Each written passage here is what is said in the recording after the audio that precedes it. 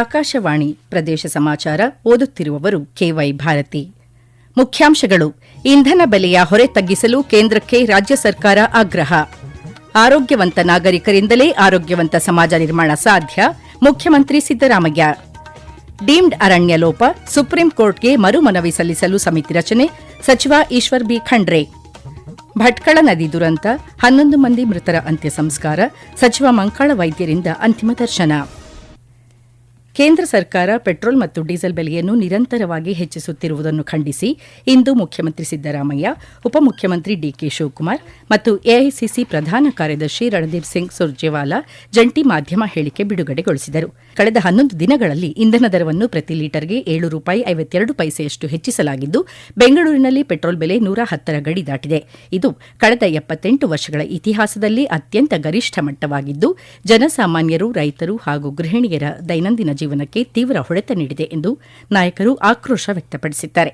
ಕೇಂದ್ರದ ಈ ದುಬಾರಿ ನೀತಿಯಿಂದಾಗಿ ಕೇವಲ ಇಂಧನ ಮಾತ್ರವಲ್ಲದೆ ಗೃಹ ಬಳಕೆಯ ಗ್ಯಾಸ್, ವಾಣಿಜ್ಯ ಸಿಲಿಂಡರ್ ಹಾಗೂ ಸಿಎನ್ಜಿ ಬೆಲೆಗಳು ಗಗನಕ್ಕೇರಿದ್ದು, ಅಗತ್ಯ ವಸ್ತುಗಳ ಬೆಲೆ ಏರಿಕೆಗೆ ಕಾರಣವಾಗಿದೆ. ಕಳೆದ 12 ವರ್ಷಗಳಲ್ಲಿ ಕೇಂದ್ರ ಸರ್ಕಾರವು ಇಂಧನ ತೆರಿಗೆಯಿಂದ 43 ಲಕ್ಷ ಕೋಟಿ ರೂಪಾಯಿ ಹಾಗೂ ಆರ್ಬಿಐ ನಿಧಿಯಿಂದ 14 ಲಕ್ಷ ಕೋಟಿ ರೂಪಾಯಿ ಸೇರಿದಂತೆ ಒಟ್ಟು 57 ಲಕ್ಷ ಕೋಟಿ ರೂಪಾಯಿಯಷ್ಟು ಬೃಹತ್ ಮೊತ್ತವನ್ನು ಸಾರ್ವಜನಿಕರಿಂದ ಸಂಗ್ರಹಿಸಿದೆ ಎಂದು ನಾಯಕರು ದೂರಿದ್ದಾರೆ. ಅಂತಾರಾಷ್ಟೀಯ ಮಾರುಕಟ್ಟೆಯಲ್ಲಿ ಕಚ್ಚಾ ತೈಲ ಮತ್ತು ಎಲ್ಪಿಜಿ ಬೆಲೆಗಳು ಕುಸಿದಿದ್ದರೂ ದೇಶದಲ್ಲಿ ಅಬಕಾರಿ ಸುಂಕವನ್ನು ಪದೇ ಪದೇ ಹೆಚ್ಚಿಸಲಾಗುತ್ತಿದೆ ಎಂದು ಆಕ್ಷೇಪಿಸಿರುವ ರಾಜ್ಯ ಸರ್ಕಾರ ತಕ್ಷಣವೇ ಈ ಇಂಧನ ಹೊರೆಯನ್ನು ನಿಲ್ಲಿಸಿ ಬೆಲೆಗಳನ್ನು ಕಡಿತಗೊಳಿಸಬೇಕೆಂದು ಆಗ್ರಹಿಸಿದೆ. ಆರೋಗ್ಯವಂತ ಜನರಿಂದಲೇ ಆರೋಗ್ಯವಂತ ಸಮಾಜ ನಿರ್ಮಾಣ ಸಾಧ್ಯ ಎಂದು ಮುಖ್ಯಮಂತ್ರಿ ಸಿದ್ದರಾಮಯ್ಯ ತಿಳಿಸಿದ್ದಾರೆ. ಬೆಂಗಳೂರಿನ ಬಸವೇಶ್ವರ ನಗರದಲ್ಲಿಂದು ಆರೋಗ್ಯ ಮತ್ತು ಕುಟುಂಬ ಕಲ್ಯಾಣ ಇಲಾಖೆ ಆಯೋಜಿಸಿದ್ದ ಕಾರ್ಯಕ್ರಮದಲ್ಲಿ 108 ಆರೋಗ್ಯ ಕವಚ ಕೇಂದ್ರೀಕೃತ ಕಮಾಂಡ್ ಮತ್ತು ನಿಯಂತ್ರಣ ಕೇಂದ್ರವನ್ನು ಲೋಕಾರ್ಪಣೆಗೊಳಿಸಿ ಮಾತನಾಡಿದ ಅವರು, ಈ ಅತ್ಯಾಧುನಿಕ ಕೇಂದ್ರ ದೇಶದಲ್ಲೇ ಮೊದಲನೆಯದಾಗಿದ್ದು, ಬೇರೆ ರಾಜ್ಯಗಳಲ್ಲಿ ನೀಡಲು ಸಾಧ್ಯವಾಗದ ಅತ್ಯಾಧುನಿಕ ಆರೋಗ್ಯ ಸೇವೆಯನ್ನು ಕರ್ನಾಟಕದಲ್ಲಿ ಜನತೆಗೆ ದೊರಕಿಸಿಕೊಡುವ ಧ್ಯೇಯದೊಂದಿಗೆ ಈ ಕೇಂದ್ರಕ್ಕೆ ಚಾಲನೆ ನೀಡಲಾಗಿದೆ ಎಂದರು. ಎಲ್ಲಾ ಭಾಗ್ಯಗಳಿಗಿಂತ ಆರೋಗ್ಯ ಭಾಗ್ಯವೇ ಮೊದಲು. ಆರ್ಥಿಕ, ಸಾಮಾಜಿಕ ಬೆಳವಣಿಗೆ ಪ್ರತಿಯೊಬ್ಬರಿಗೂ ಎಷ್ಟು ಮುಖ್ಯವೋ ಆರೋಗ್ಯವೂ ಅಷ್ಟೇ ಮುಖ್ಯ ಎಂದು ಹೇಳಿದರು. ಬೆಂಗಳೂರು ಅಂತಾರಾಷ್ಟೀಯ ವಿಮಾನ ನಿಲ್ದಾಣವನ್ನು ನಿರ್ವಹಿಸುತ್ತಿರುವ ಬಿಐಎಎಲ್ ಸಂಸ್ಥೆಯಲ್ಲಿ ಕರ್ನಾಟಕ ರಾಜ್ಯ ಕೈಗಾರಿಕಾ ಮತ್ತು ಮೂಲಸೌಕರ್ಯ ನಿಗಮ ಕೆಎಸ್ಐಐಡಿಸಿ ಹೊಂದಿರುವ ಶೇಕಡಾ 13 ಹೂಡಿಕೆಗೆ 2025-26ನೇ ಸಾಲಿನಲ್ಲಿ 16.49 ಕೋಟಿ ರೂಪಾಯಿ ಲಾಭಾಂಶ ಲಭಿಸಿದ್ದು, ಲಾಭಾಂಶದ ಚೆಕ್ ಅನ್ನು ಕಾವೇರಿ ನಿವಾಸದಲ್ಲಿ ಮುಖ್ಯಮಂತ್ರಿ ಸಿದ್ದರಾಮಯ್ಯ ಅವರಿಗೆ ಹಸ್ತಾಂತರಿಸಲಾಯಿತು. ಕೆಎಸ್ಐಐಡಿಸಿ ಪರವಾಗಿ ಬಿಐಎಎಲ್ ಸಂಸ್ಥೆಯ ವ್ಯವಸ್ಥಾಪಕ ನಿರ್ದೇಶಕರಾದ ಡಾ ಹರಿ ಕೆ ಮರಾರ್ ಅವರು ಚೆಕ್ ಹಸ್ತಾಂತರಿಸಿದರು. ಬೃಹತ್ ಮತ್ತು ಮಧ್ಯಮ ಹಾಗೂ ಮೂಲಸೌಕರ್ಯ ಅಭಿವೃದ್ಧಿ ಸಚಿವ ಎಂಬಿ ಪಾಟೀಲ್, ಸರ್ಕಾರದ ಮುಖ್ಯ ಕಾರ್ಯದರ್ಶಿ ಡಾ ಶಾಲಿನಿ ರಜನೀಶ್ ಹಾಗೂ ಕೆಎಸ್ಐಐಡಿಸಿಯ ವ್ಯವಸ್ಥಾಪಕ ನಿರ್ದೇಶಕರಾದ ಖುಷ್ಬೂ ಗೋಯಲ್ ಚೌಧರಿ ಉಪಸ್ಥಿತರಿದ್ದರು. ಡೀಮ್ಡ್ ಅರಣ್ಯ ಪ್ರದೇಶಗಳ ಗುರುತಿಸುವಿಕೆಯಲ್ಲಿ ಈ ಹಿಂದಿನ ಬಿಜೆಪಿ ಸರ್ಕಾರದ ಅವಧಿಯಲ್ಲಿ ಆಗಿರುವ ತಪ್ಪುಗಳನ್ನು ಸರಿಪಡಿಸಲು ರಾಜ್ಯ ಸರ್ಕಾರ ಪ್ರಾಮಾಣಿಕ ಪ್ರಯತ್ನ ಮಾಡುತ್ತಿದೆ ಎಂದು ಅರಣ್ಯ, ಜೀವಿಶಾಸ್ತ್ರ ಮತ್ತು ಪರಿಸರ ಸಚಿವ ಈಶ್ವರ್ ಬಿ ಖಂಡ್ರೆ ತಿಳಿಸಿದ್ದಾರೆ. ಕಾರ್ಕಳದಲ್ಲಿ ವಲಯ ಅರಣ್ಯಾಧಿಕಾರಿಗಳು ಮತ್ತು ಸಹಾಯಕ ಅರಣ್ಯ ಸಂರಕ್ಷಣಾ ಅಧಿಕಾರಿಗಳ ನೂತನ ಕಚೇರಿ ಉದ್ಘಾಟಿಸಿ ಮಾತನಾಡಿದ ಅವರು, ಈ ತಾಂತ್ರಿಕ ಲೋಪದಿಂದಾಗಿ ಸರ್ಕಾರಿ ಆಸ್ಪತ್ರೆ, ಶಾಲೆ, ಅಂಗನವಾಡಿ ಹಾಗೂ ಸಾರ್ವಜನಿಕರ ಪಟ್ಟ ಭೂಮಿಗಳು ಅರಣ್ಯ ವ್ಯಾಪ್ತಿಗೆ ಸೇರಿ ಬಡಜನರು ಸಂಕಷ್ಟಕ್ಕೆ ಸಿಲುಕಿದ್ದಾರೆ. ಈ ಸಮಸ್ಯೆಯನ್ನು ಇತ್ಯರ್ಥಪಡಿಸಲು ಈಗ ಕೊನೆಯ ಅವಕಾಶ ಸಿಕ್ಕಿದ್ದು, ಸುಪ್ರೀಂ ಕೋರ್ಟ್ಗೆ ಮರುಮನವಿ ಸಲ್ಲಿಸಲು ಜಿಲ್ಲಾ ಮತ್ತು ರಾಜ್ಯ ಮಟ್ಟದಲ್ಲಿ ವಿಶೇಷ ಸಮಿತಿಗಳನ್ನು ರಚಿಸಲಾಗಿದೆ ಎಂದು ಹೇಳಿದರು. ಇದೇ ಸಂದರ್ಭದಲ್ಲಿ ಅರಣ್ಯ ರಕ್ಷಣೆಯಲ್ಲಿ ತೊಡಗಿರುವ ಮುಂಚೂಣಿ ಸಿಬ್ಬಂದಿಯ ಸುರಕ್ಷತೆಗೆ ಹೆಚ್ಚಿನ ಆದ್ಯತೆ ನೀಡುವಂತೆ ಸಚಿವರು ಅಧಿಕಾರಿಗಳಿಗೆ ಸೂಚಿಸಿದರು. ಆನೆ ಕಾರ್ಯಪಡೆ, ಕಳ್ಳಬೇಟೆ ನಿಗ್ರಹ ಪಡೆ ಸೇರಿದಂತೆ ಮುಂಚೂಣಿ ಸಿಬ್ಬಂದಿಗೆ ವಸತಿ ಗೃಹ, ಅಪಾಯ ಭತ್ಯೆ ಹಾಗೂ ಆಧುನಿಕ ಸುರಕ್ಷತಾ ಸಲಕರಣೆಗಳನ್ನು ಒದಗಿಸುವುದನ್ನು ಖಾತ್ರಿಪಡಿಸಿಕೊಳ್ಳಬೇಕು ಎಂದು ತಿಳಿಸಿದರು. ಕಾರ್ಯಕ್ರಮದಲ್ಲಿ ಸಚಿವರು ಅರಣ್ಯ ಹುತಾತ್ಮರಿಗೆ ಪುಷ್ಪನಮನ ಸಲ್ಲಿಸಿದರು. ಪ್ರದೇಶ ಸಮಾಚಾರ ಕೇಳುತ್ತಿದ್ದೀರಿ.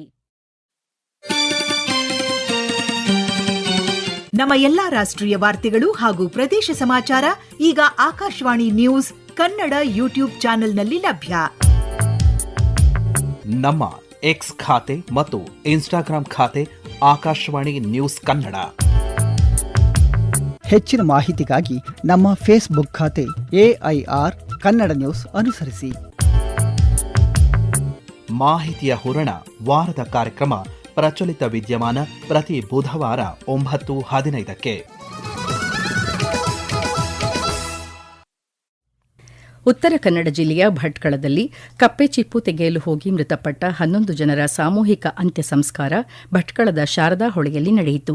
ಮೃತರ ಅಂತಿಮ ದರ್ಶನ ಪಡೆದು ಮಾತನಾಡಿದ ಜಿಲ್ಲಾ ಉಸ್ತುವಾರಿ ಸಚಿವ ಮಂಕಾಳ ವೈದ್ಯ, ಭಟ್ಕಳದ ಇತಿಹಾಸದಲ್ಲೇ ಇದೊಂದು ದುರಂತ ಘಟನೆಯಾಗಿದೆ ಎಂದು ಶೋಕ ವ್ಯಕ್ತಪಡಿಸಿದರು. ಏಪ್ರಿಲ್ ಮೇ ತಿಂಗಳಲ್ಲಿ ಕಪ್ಪೆ ಚಿಪ್ಪು ತೆಗೆಯುವುದು ಸಾಮಾನ್ಯ. ಆದರೆ ಈ ದುರ್ಘಟನೆಗೆ ನಿಖರ ಕಾರಣ ತಿಳಿದು ಬಂದಿಲ್ಲ. ಅಧಿಕಾರಿಗಳಿಗೆ ತನಿಖೆ ನಡೆಸಲು ಸೂಚಿಸಲಾಗಿದ್ದು, ಮೃತರ ಕುಟುಂಬಸ್ಥರ ನೆರವಿಗೆ ಸರ್ಕಾರ ಬದ್ಧವಾಗಿದೆ. ರಕ್ಷಿಸಲ್ಪಟ್ಟವರ ವೈದ್ಯಕೀಯ ಚಿಕಿತ್ಸಾ ವೆಚ್ಚವನ್ನು ಭರಿಸುವುದರ ಜೊತೆಗೆ ಮೃತರ ಮಕ್ಕಳಿಗೆ ಶಿಕ್ಷಣದ ನೆರವು ನೀಡಲು ಸಿದ್ದವಿರುವುದಾಗಿ ತಿಳಿಸಿದರು. ಈ ಘಟನೆ ಕುರಿತು ನಿನ್ನೆ ಪ್ರಧಾನಿ ನರೇಂದ್ರ ಮೋದಿ ಸಂತಾಪ ಸೂಚಿಸಿ ಗಾಯಗೊಂಡವರ ಶೀಘ್ರ ಚೇತರಿಕೆಗೆ ಪ್ರಾರ್ಥಿಸಿದ್ದರು ಹಾಗೂ ಮೃತರ ವಾರಸುದಾರರಿಗೆ ತಲಾ 2 ಲಕ್ಷ ರೂಪಾಯಿ ಹಾಗೂ ಗಾಯಗೊಂಡವರಿಗೆ 50,000 ರೂಪಾಯಿ ಘೋಷಿಸಿದ್ದಾರೆ. ರಾಷ್ಟಪತಿ ದ್ರೌಪದಿ ಮುರ್ಮು ಇಂದು ಸಂಜೆ ಹೊಸದಿಲ್ಲಿಯ ರಾಷ್ಟಪತಿ ಭವನದಲ್ಲಿ ಆಯೋಜಿತ ನಾಗರಿಕ ಪ್ರಶಸ್ತಿ ಪ್ರದಾನ ಸಮಾರಂಭದಲ್ಲಿ ಪದ್ಮ ಪ್ರಶಸ್ತಿಗಳನ್ನು ಪ್ರದಾನ ಮಾಡಲಿದ್ದಾರೆ. 2026ರ ಮೊದಲ ನಾಗರಿಕ ಪ್ರಶಸ್ತಿ ಪ್ರದಾನ ಸಮಾರಂಭದಲ್ಲಿ ರಾಷ್ಟಪತಿಗಳು 2 ಪದ್ಮವಿಭೂಷಣ, 6 ಪದ್ಮಭೂಷಣ ಹಾಗೂ 58 ಪದ್ಮಶ್ರೀ ಸೇರಿದಂತೆ 66 ಪದ್ಮ ಪ್ರಶಸ್ತಿಗಳನ್ನು ಪ್ರದಾನ ಮಾಡಲಿದ್ದಾರೆ. ನಾಟಕ ರಚನೆ, ನಿರ್ದೇಶನ, ಕಿರುಚಿತ್ರಗಳ ನಿರ್ಮಾಣ, ಅಭಿನಯ ಹಾಗೂ ರಂಗಭೂಮಿಗೆ ಸಂಬಂಧಿಸಿದ ವಿವಿಧ ವಿಷಯಗಳ ಪ್ರಾಯೋಗಿಕ ತರಬೇತಿ ಕುರಿತು ಬಳ್ಳಾರಿಯ ವಿಜಯನಗರ ಶ್ರೀಕೃಷ್ಣದೇವರಾಯ ವಿಶ್ವವಿದ್ಯಾಲಯದಲ್ಲಿ ಜೂನ್ 1ರಿಂದ 10 ದಿನಗಳ ಕಾಲ ರಂಗಭೂಮಿ ಕಾರ್ಯಾಗಾರ ಮತ್ತು ನಾಟಕ ಪ್ರದರ್ಶನ ಹಮ್ಮಿಕೊಳ್ಳಲಾಗಿದೆ. ರಂಗಭೂಮಿ ಮತ್ತು ಕಿರುಚಿತ್ರ ನಿರ್ಮಾಣದಲ್ಲಿ ಆಸಕ್ತಿ ಇರುವ ಅಭ್ಯರ್ಥಿಗಳು ತಮ್ಮ ಪರಿಚಯ ಪತ್ರ ಹಾಗೂ ರಂಗಭೂಮಿ ಹಿನ್ನೆಲೆಯ ಅನುಭವದ ವಿವರಗಳನ್ನು ಇದೇ 30ರ ಒಳಗಾಗಿ ವಿಶ್ವವಿದ್ಯಾಲಯದ ನಾಟಕ ವಿಭಾಗದ ಮುಖ್ಯಸ್ಥರಿಗೆ ಸಲ್ಲಿಸಬಹುದಾಗಿದೆ. ನಗರ ನಿವಾಸಿ ಕೇಂದ್ರಿತ ಆಧಾರ್ ಸೇವೆಗಳನ್ನು ಬಲಪಡಿಸುವ ನಿಟ್ಟಿನಲ್ಲಿ ಭಾರತೀಯ ವಿಶಿಷ್ಟ ಗುರುತಿನ ಪ್ರಾಧಿಕಾರದ ಬೆಂಗಳೂರು ಪ್ರಾದೇಶಿಕ ಕಚೇರಿ ಮತ್ತೊಂದು ಮಹತ್ವದ ಹೆಜ್ಜೆಯನ್ನಿರಿಸಿದ್ದು, ವಿಜಯಪುರ ನಗರದಲ್ಲಿ ಹೊಸ ಆಧಾರ್ ಸೇವಾ ಕೇಂದ್ರವನ್ನು ಕಾರ್ಯಾರಂಭಿಸಲಾಗಿದೆ ಎಂದು ವಿಜಯಪುರ ಜಿಲ್ಲಾಧಿಕಾರಿಗಳ ಕಚೇರಿ ತಿಳಿಸಿದೆ. ವಿಜಯಪುರ ಆಧಾರ್ ಸೇವಾ ಕೇಂದ್ರಗಳ ಪೈಕಿ ಇದು ಬಿ ಮಾದರಿ ಕೇಂದ್ರವಾಗಿದ್ದು, ನಿವಾಸಿಗಳಿಗೆ ತಡೆರಹಿತ ಆಧಾರ್ ಸಂಬಂಧಿತ ಸೇವೆ ಒದಗಿಸಲು ಕಾರ್ಯಾಚರಣಾ ಕಿಟ್ಗಳನ್ನು ಈ ಕೇಂದ್ರದಲ್ಲಿ ಅಳವಡಿಸಲಾಗಿದೆ.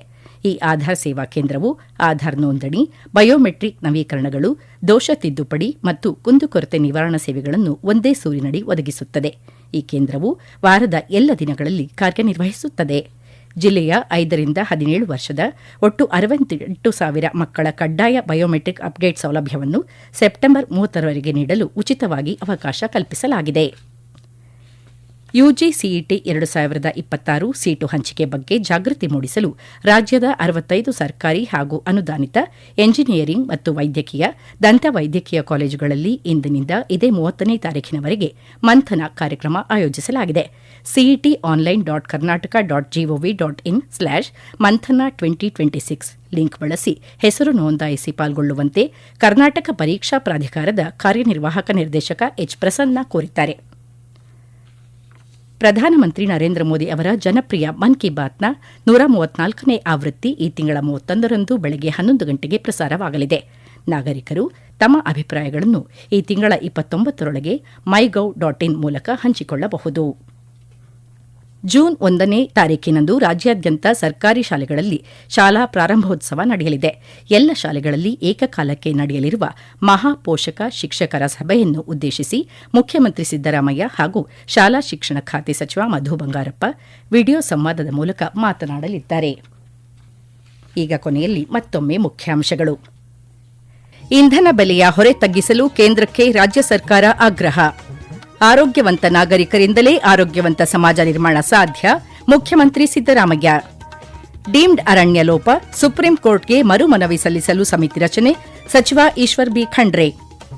ಭಟ್ಕಳ ನದಿ ದುರಂತ, 11 ಮಂದಿ ಮೃತರ ಅಂತ್ಯ ಸಂಸ್ಕಾರ, ಸಚಿವ ಮಂಕಾಳ ವೈದ್ಯರಿಂದ ಅಂತಿಮ ದರ್ಶನ. ಇಲ್ಲಿಗೆ ಪ್ರದೇಶ ಸಮಾಚಾರ ಮುಗಿಯಿತು. ನಮ್ಮ ಮುಂದಿನ ವಾರ್ತಾ ಪ್ರಸಾರ ಸಂಜೆ 6:40ಕ್ಕೆ.